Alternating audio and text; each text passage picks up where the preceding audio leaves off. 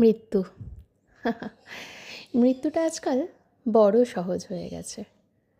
কথায় কথায় মৃত্যু, আত্মহত্যার খবর আমরা প্রতিনিয়ত পাই। সত্যি করে বলুন তো, আসলেই কি মৃত্যু এতটাই সহজ? আমরা সোশ্যাল মিডিয়ায় এসে বড় বড় ভাষণ দিই, না মরে বেঁচে থাকতে পারত, লড়াই করতে পারত, আরও কত পথ ছিল, দেশে আইন ছিল। ভেবে দেখুন তো, সত্যিই কি তা আছে? সত্যিই কি তাকে বাঁচতে দেওয়া হয়েছিল? সত্যিই কি লড়াই করার মতো পরিস্থিতি তার ছিল? সত্যিই কি দেশে আইন সবসময় সঠিক ব্যবস্থা নিতে পারে? তাহলে আজ এই অবস্থা কি তার হতো? আমি কোনো নির্দিষ্ট ব্যক্তির কথা বলছি না। নির্দিষ্ট করে বলতে গেলে প্রচুর নাম আছে। আমার পরিচিত, অপরিচিত, এরকম তালিকার মধ্যে অনেকেই পড়বে। আমি শুধু এইটুকু বলতে চাইছি, জ্ঞান বা ভাষণ দেওয়ার আগে একবার সেই জায়গায় দাঁড়িয়ে দেখুন। আমিও এই জায়গায় দাঁড়িয়ে বলতে পারি, আজকে যদি আমার সঙ্গে এরকম কোনো পরিস্থিতি হয়, ঘটছে না এমনটাও হয়তো নাও হতে পারে, আমাকে দেখে আপনারা নাও বুঝতে পারেন, বা যে মেয়েটির সাথে ঘটছে বা ঘটেছে, যে ছেলেটির সাথে ঘটছে বা ঘটেছে, তাকে কি আদেও দেখে বোঝা যায় যে তার সাথে কি হচ্ছে বা কি হয়েছে? না, বোঝা যায় না। যদি বোঝাতে সে পারত, তাহলে আত্মহত্যা করার প্রয়োজন হতো না। পাশে দাঁড়ানোর মানুষের আজকাল বড় অভাব। একসাথে বসে চা খাওয়ার মানুষের আজকাল বড় অভাব। দুটো কথা বলার মানুষের আজকাল বড় অভাব। এই অভাবের তাড়নাতেই মানুষ শান্তি খুঁজতে গিয়ে এরকম একটা পথ বেছে নেয়। কখনোই এই পথটার প্রতি আমি সমর্থন জানাচ্ছি না। সমর্থন জানানোর মতো এমন পজিটিভিটি এই পথটাতে নেই।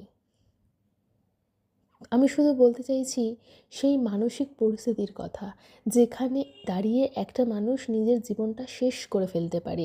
সেই মানসিক পরিস্থিতিতে দাঁড় করানো হচ্ছে কেন? যদি কোনো দিন কোনো ছেলে বা মেয়েকে এরকম পরিস্থিতিতে পড়তে হয়, তার কি মাথায় আসবে যে আমার দুদিন আগে জিডি করে রাখা উচিত ছিল? সেই মুহূর্তে দাঁড়িয়ে তার কি মাথায় আসবে আমি একটা চিঠি লিখি, বা চিঠিটা লেখার পরেও সেটা গুম হয়েও তো যেতে পারে? তাই কিছু কারণ অজানায় থেকে যায়। আমরা অনেক অজানাকেই গুলিয়ে ফেলি। সত্যি বলছি, বাঁচতে দেওয়া হয় না। বাঁচতে সবাই চায়।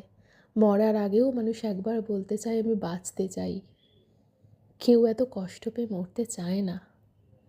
যারা এই মরার জন্য দায়ী, এই মৃত্যুকে পথ করে নিতে বাধ্য করেছেন যারা, তাদেরকে বলছি, এখনও সময় আছে। নিজেদের পাপের ঘরাটা এভাবে ভর্তি করবেন না। মৃত্যু এত সহজ নয়। আপনার জন্যও ঘনিয়ে আসবে সেই দিনটা।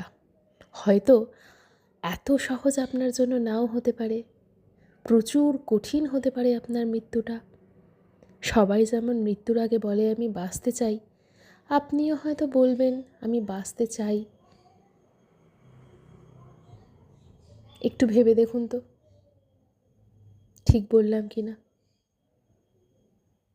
মন প্রচণ্ড খারাপ, প্রচণ্ড উদ্বেগ রয়েছে, ভালো লাগছে না কোনো কিছুই। কোথাও একটা নিজেকে সেরকম জায়গায় দাঁড়িয়ে হয়তো বিচার করছি আজকে। আমার এই ভয়েসটা হয়তো থেকে যাবে। মানুষ কখনোই চিরস্থায়ী হয় না। তবে এটুকু বলতে পারি, পাশে দাঁড়ান, সবাই সবার পাশে দাঁড়ান।